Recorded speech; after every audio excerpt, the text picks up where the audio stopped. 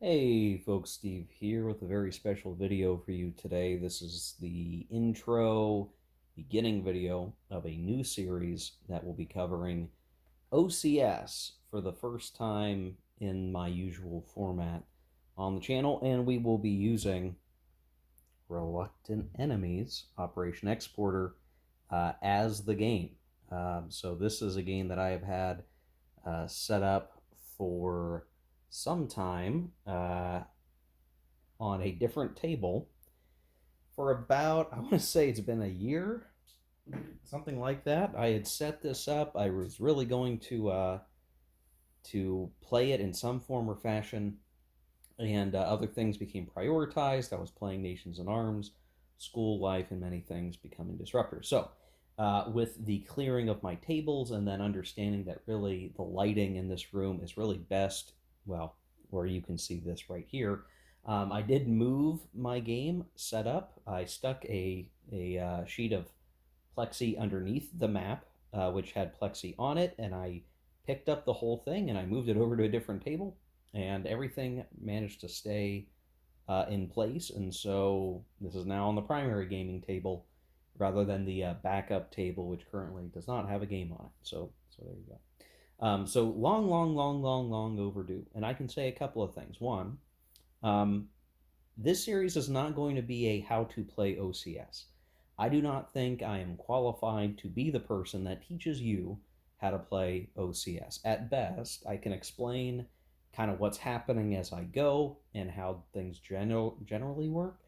But please do not mistake this for a how to play series. That is not what I typically do when I cover a game. There are a few exceptions to that. I've done how to play games or tutorial videos for other game series like World in Flames and Fatal Alliances. Those are kind of special cases because I do feel a little more qualified to talk to those games. I am a relative uh, newcomer to OCS, so I really don't think I'm the expert to teach you how to play. I think there are other videos and other guides out there that are helpful. If you go online, you can go to the Gamers Archive that is now hosted on the MMP website. So if you go to MMP, their official website, under resources, there is the Gamers Archive, which has all the relevant rule books and things you might want to be able to read as a PDF. I would also recommend Googling for the OCS Depot, I think is the name of the site, which includes a number of PDFs of helpful articles. There's an OCS 101 section, so I would really recommend that you do that and read the rule book. I am not going to be able to teach you the rule book. The other thing to keep in mind is OCS is a series. Really, it's a system with a series of games, and each game has its own particular game specific rules. So there's a general rule book, which the latest version is version 4.3, which is what I will be using for this playthrough. My copy of Reluctant Enemies came with a 4.1 and a charts for 4.1, but I'm going to go ahead and just use the latest. So the rules and the charts for 4.3, and I think these came in my copy of Smolensk or something, or maybe the Third Winter. I'll have to remember what box I grabbed these from a year ago. Oh gosh. Um, but because of that, even if I were to teach you the basic rules of OCS, then there's also the rules for Reluctant Enemies, which may be different from some of these specific situations and special rules that would apply for Beyond the Rhine or Guderian's Blitzkrieg or Tunisia or whatever.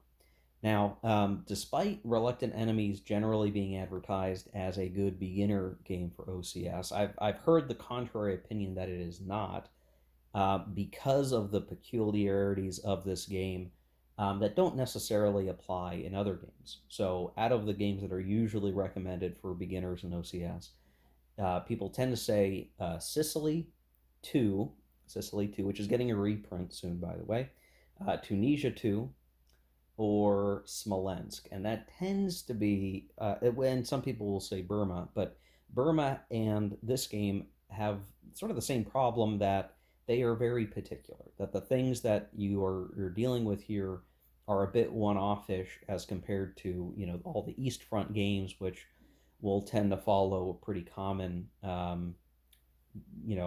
mechanic language and what it's trying to portray and the operations that you're undertaking. So something to keep in mind. Now, I'm doing Reluctant Enemies indeed because it is still in that bucket of newcomer games. It's a single map sheet game. The campaign is, I think, 21 turns, and we'll look at that here shortly. It's certainly manageable, especially for a solitaire game that I can set this up, I can play it through, and still feel pretty happy with the experience. Um, I can at least say that I have played Tunisia 2, and I did that at Game On earlier this year. So technically, this is not my first OCS game. That was Tunisia 2. Had a good time with that. Some of the memories of that I'm hoping are going to stay fresh in my mind as I actually try to play this. But I can at least say, yeah, I have played a different OCS game. I've experienced it. I have a pretty good handle on it. I think I'm going to have to refresh myself here as I'm playing and make sure that I'm not missing something. I'm sure I will make mistakes along the way. That is almost inevitable. I will probably forget to pay for supply at some point. I think that's just going to be something that happens. I'd like to think I was pretty good about that playing at my convention game. But it is just one of those weird things that because most of the war games I played don't have the pay supply for everything you do nearly mechanic, then it's just something I'm going to have to really get some good practice at. So all that said, we are generally set up. Now there's a few things here on the map that I don't have set up quite finalized yet. I do draw a lot of inspiration for my setup from Chip Saltman's starter guide. That there is a copy that comes with the game in the box. If you have Reluctant Enemies, you can look at that. But there is actually an updated version with some errata incorporated in the starter guide out on that OCS Depot site. So I would recommend you read that instead. And in fact, that starter guide even has a carry-on where they document the rest of the campaign that they played. So at one point, I had been considering, and Chip actually had given me the permission to do a narrated version of that starter guide as a video. I've since decided to not go ahead and do that because I think the length and trial of doing that narration and the camera work would be a lot of work without me really playing the game, and it feels less authentic. So it might be something I revisit in the future as a special project to narrate Chip's starter guide, as a audio visual version of the starter guide rather than just a written version. But the written version is pretty great, so take a look at that either way. And at least this playthrough will be mine, and whatever mistakes I make will be my own, and that'll just be the reality of it. So yeah, so there's a little bit of a story here with this particular one. Now, some of those peculiarities here and why it's so different from some of the others, not just because it's in a theater that doesn't get much attention in many games, is the scaling. So this is half scale. It's the same scale as Sicily 2. And generally, most of the units on the board are going to be battalions or in some cases, some companies. And basically, every unit on the map is going to be treated as any battalion is going to be treated as half a regiment equivalent, an RE, not to be confused with RE standing for Reluctant Enemies. So just something to keep in mind there if you're used to maybe some of the other games and have seen the other OCS games. They're operating at a different scale, and there's also a unique mechanic in this game that for every 3 step losses, and basically each counter on the map is 1 step. For every 3 losses, you get 1 back. You draw from the dead pile, and you can get that back, which is definitely not something you see in the other games, but it is in this particular one, in the game-specific rules, to kind of offset the weirdness of the scale and how many units were destroyed, because the CRT for the game system is a little more bloody than should represent what's on the map. So the idea being the units that are coming back are, they didn't really get destroyed. They have been hurt, but they've reformed or they've come back because we're not actually saying that many, men and equipment were lost when a unit goes. And when you couple that with the general idea that anytime you remove a counter from the map, it tends to just mean that formation's not able to fight any longer. Not that every single person is dead, that sort of thing. So it all comes together just fine, I think, generally. So um, the setup or things that I still need to do, I need to finalize the commandos. So the British get a set of commando units. They're pretty cool. So let's see if I can get the camera to focus right. Come on now. There we go. So a set of these companies, commando companies, that are generally, they're not going to move anywhere very fast, but they do have pretty good tactical ratings of 4. Um, so, in fact, one of these guys has a tactical rating of 5, which is pretty great. They're going to land somewhere uh, within a marked part of the coast here. And I can adjust the camera to help you see that. All the way through here, they can land somewhere. And there's the potential for drift, so they may land not exactly where I want them to. But the idea being they could be used to cut off the supply of those Vichy French units. And then I also have some trucks I need to determine where they're going to go, and some reserve markers for the Allies. I need to figure that out.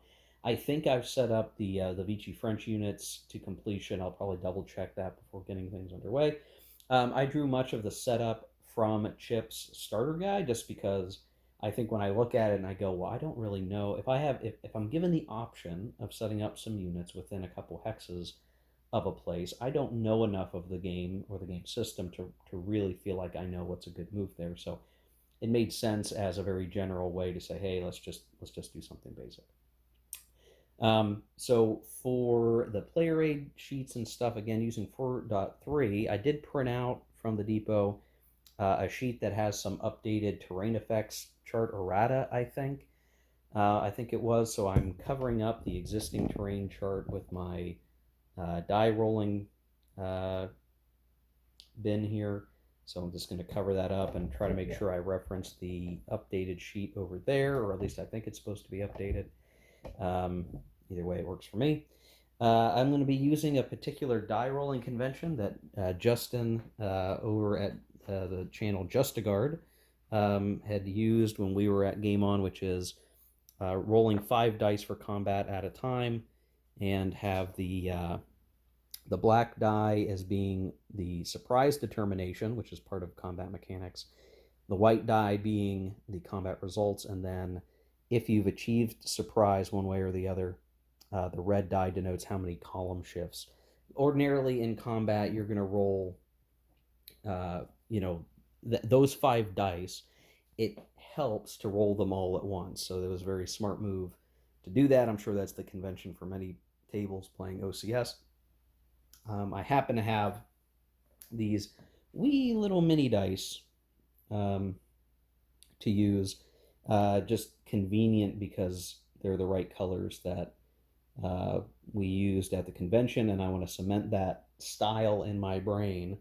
I just made it easy to grab those little mini dice for this. So you guys won't need to worry too much about it, because I'm not going to be showing like the die rolls on camera all the time, because that would just make things take forever. So you don't need to worry about reading the small dice, but it'll work just fine for me. So let's talk very briefly about the flow of the campaign that we're going to see with this one. I think there is some interesting sort of operational strategic elements to it.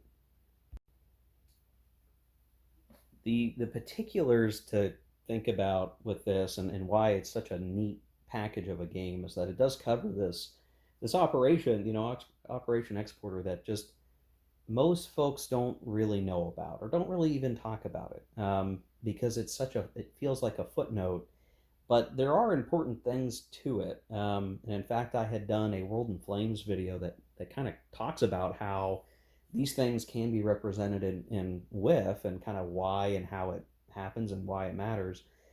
But it is interesting to see this sort of zoomed in, operational aspect of it, and really give it, the attention it probably deserves to play it through, where you're really, as the Allies, in control of the British Commonwealth, which comprised of British, Canadians, units from India, and so forth, as well as some Free French versus Vichy France and their units that are kind of backed up generally by Germany as its I guess I don't know what you want how you want to describe that relationship, but we'll say it's master. I guess that's maybe one way to look at it.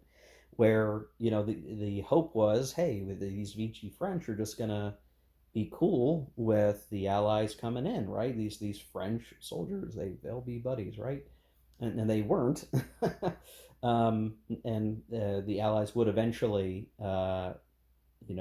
win the day here and take over the territory. But it was a concern, and it was a concern because of the way that oil was going to be able to get to the Axis powers, and to also help protect the other flank of Egypt, for Britain remaining in control of Egypt, basically, as the Desert War was going on further to the west. So a really interesting little situation, and again, just one that I don't think folks get to learn a whole lot about. Now, it's going to be this would be something you can see if you read the starter guide. So I do recommend you do that. The general advance of this campaign on the map here between Palestine, Syria, Transjordan, and Lebanon is really three different lanes. So the set of operations, the length of the campaign, is really going to be dependent on the three lanes. Where do the Allies decide to strike and put their focus? And ultimately, they all maybe have pros and cons, but certainly they're each unique in their own way. So there is the Coast Avenue, where basically from Haifa down here under the Allied control, tracing along the coast, this main road up through Tyre and Sidon. I'm probably going to butcher pronunciations, you know me. Namur, and then finally up to Beirut. And what makes this game interesting and a little bit different than some of the other maybe East Front games, that there are naval units, but they're treated very, very lightly. So there's not a very nuanced, naval system or even naval combat system. It's almost purely the barrage capability of the Allies and the Vichy French, where you have Commonwealth cruisers that have a particular barrage rating here that they'll use on the coast, basically. So each turn we'll roll to see if they're available, and we will use them to support barrages along the coast and combats and whatnot up along this track. And so you can imagine that the Vichy player, will want to stay in strong control of the coast, but then we've also got these commandos that could cause a lot of trouble and could in fact land, if not in Damor, somewhere behind these guys, creating a situation where these guys are out of supply or can't get any supply, and they're in trouble. So that's one avenue. The next is a bit more rugged. So I would say it's like this lane, which has a major road going through it. Is that considered a major road? A road running, basically from further south. I think the main terminator is going to be Nazareth and Tel Or, and that runs basically along these lakes. Kind of has some clear terrain for a while, but then you get into adjacent to this river what is really a whole bunch of rough terrain, and gets near some of the mountains, but you're basically going to be fighting through rough terrain, which in this system is a little more closer, which has certain effects on combat. So it could end up being tough fighting in tough terrain as you get up to the elevated terrain up there, with the goal being, if you can push through, you're going to try to get up to Jalais and the Rayak Air Base, which is one of the critical locations for victory, which is here. and also has its own holding box. And of course, I'm knocking stuff over. Um, and then the third one, which I mean, maybe you can count this as more than one, but generally I think of it as one. Um, you have the further to the right lane, which down south there's Amman, which is controlled by the Allies. But then as you head north, you're either branching off of this road, which is held by this unit kind of in some solid terrain. There's various desert out there and open terrain, but you're going to be advancing up this much more open terrain, and you can see there are some Vichy French kind of holding these crossroads. But eventually, these roads lead up to Damascus, and there are some special rules around treating Damascus as an open city that generally helps the Allies.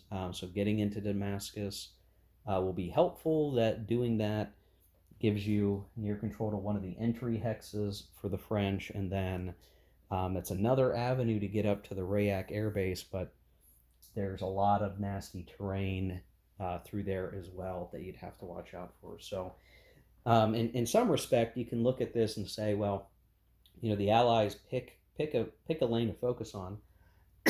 If they need to swap lanes, there are a few connecting roads, mostly over here, that would allow you to pivot a little bit and shift your axis of advance if you wanted to, using the main road lines. But almost inevitably, you're going to find that you're going to run into some more difficult terrain that will pose a problem one way or the other, whether that's the French defending behind a river or defending in rough terrain or worse, um, as it stands. So a lot of interesting terrain bits. I do think I prefer. I mean, based on how I played Tunisia, I like navigating the terrain problems because that is a huge part of it. Like just like that, hey, that's not a great hex, or I'm going to retreat back to terrain that's favorable to me right now and kind of hold here, as opposed to some of the East Front stuff where I mean, you do deal with terrain some of the time. It looks like, but there's a lot more just doing envelopments and cracking lines and rushing through clear terrain. And I just, the aspects of terrain I think make for more interesting puzzles, um, to some degree anyway. Enough of that rambling. Yeah, so the full campaign, I guess we should talk about, there's really two options here. I could opt to play a shorter scenario. That shorter scenario only would run until June 22nd. That'd be 9 turns. Um, and it uses the same setup as the campaign game. So I suppose we could play through, and if we got to the end of that, 9 turns, if for some reason I am feeling done with it, I guess I could call it. But it does feel more appropriate to try for the full 21 turn campaign game. So that runs June 8th to July 12th. There are sudden death victory conditions. So, if the Vichy player can control a sudden victory hex, which tends to mean those special entry hexes. So, those are going to end up being Haifa or there's a hex. I guess I can adjust the camera.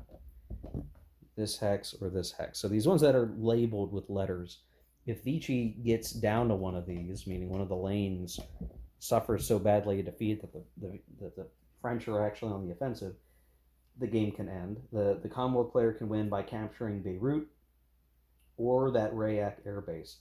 So Damascus by itself is not enough, even though it is sort of a logical terminator for one of the lanes. You do have to push beyond it and kind of go through those tough mountainous terrain hexes to get up to that airbase. Otherwise, if one of those sudden victory conditions are not met, then you're going to do a victory determination by held victory locations, so VPs. Demore is worth 2. Ain Trez is worth 1. Sidon is worth 1.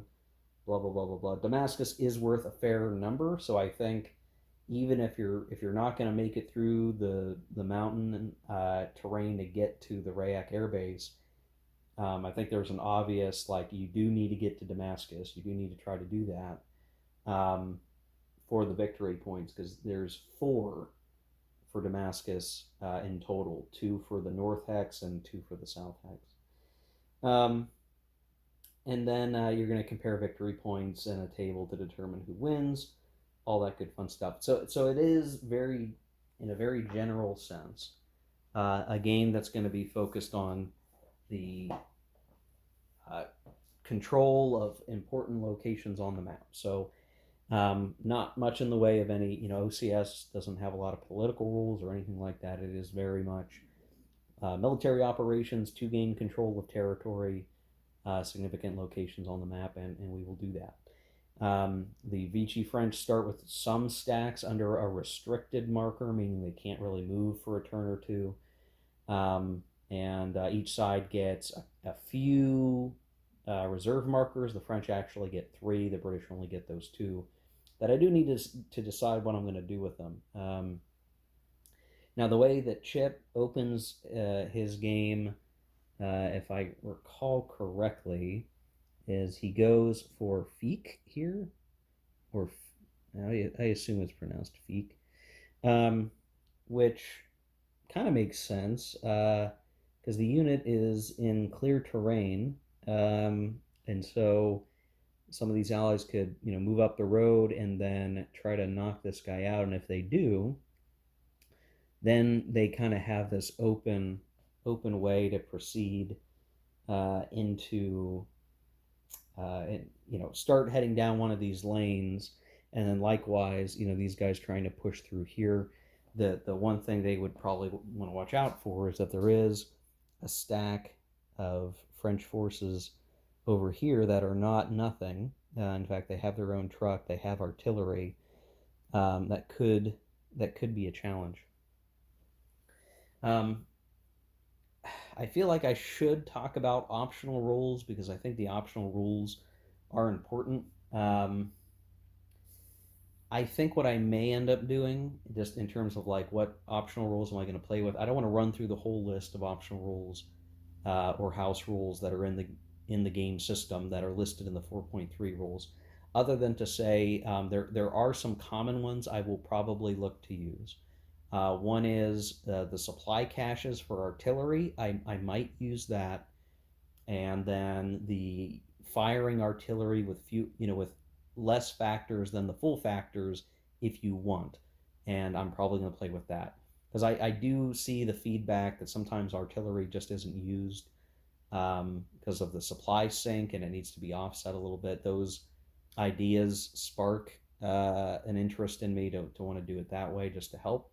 There may be some other optionals that I'll choose. You can always check out the rule book and review what some of those are, and they have ratings for like how popular they are. There's certainly some where I don't know that I would bother to use them, right? And my thoughts align a lot with those grade ratings, so should be good there. There's a little bit of errata. Not much. It's mostly very minimal. Much of it is just clarifications, actually. So there's not a whole lot of fixing to worry about or major issues.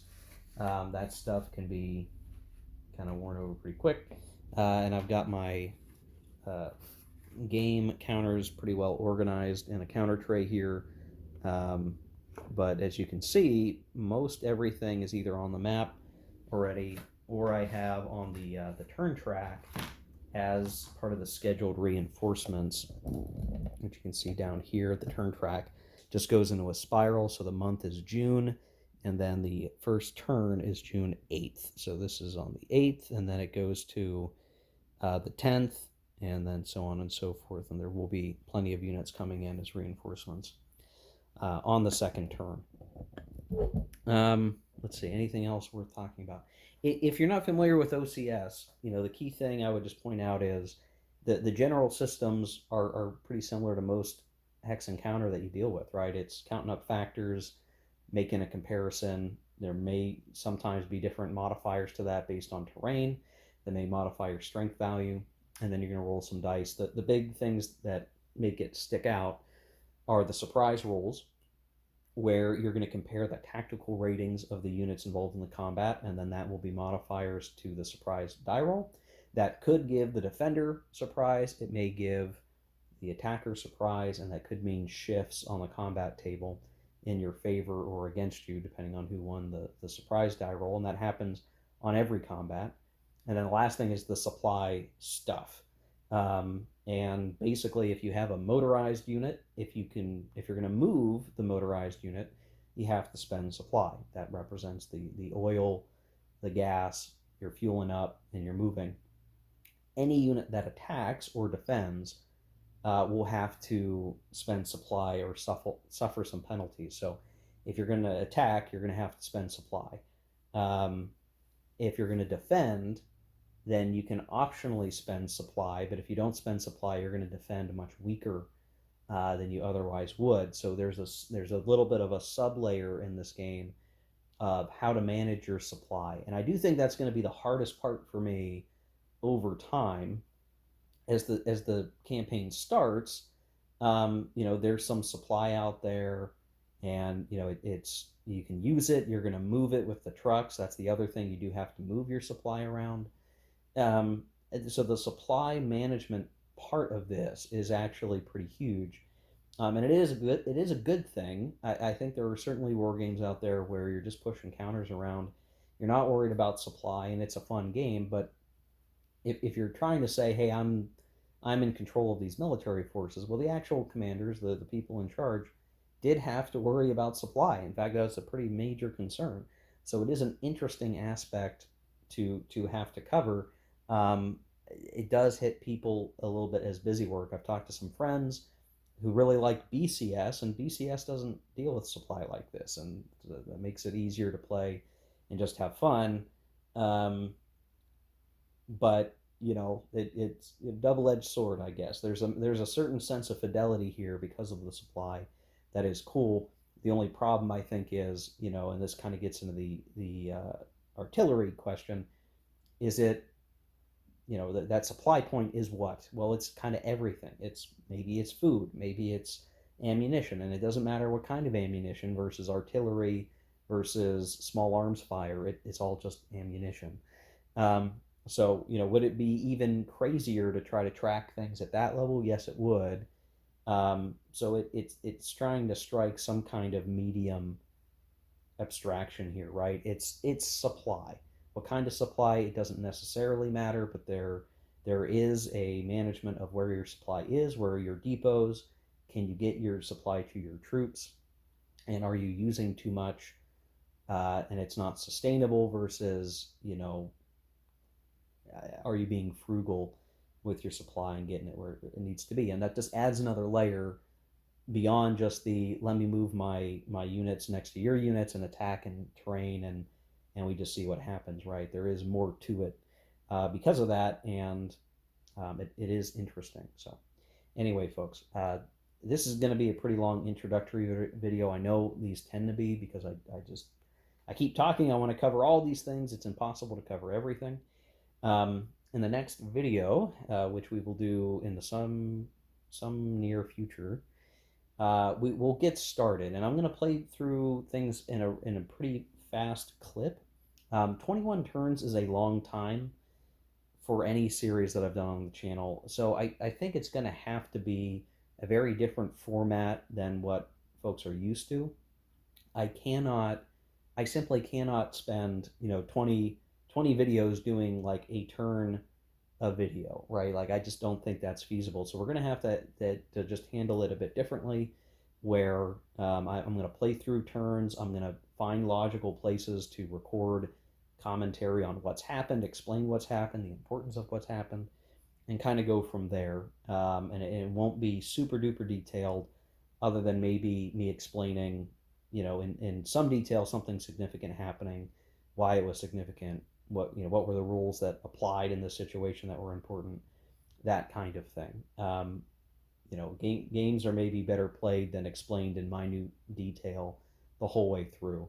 And we're just going to have to keep it a little bit higher level. So, anyway, folks, excited to do some OCS. When we're done with Reluctant Enemies, I have other things planned already in the works for a series. But this one, the guilt of having this sucker set up for as long as I have been, we got to knock it out. We're going to play it, and we're going to have some fun, um, and go from there. So, thanks for watching. We'll see you in the next one. Take care. Keep gaming.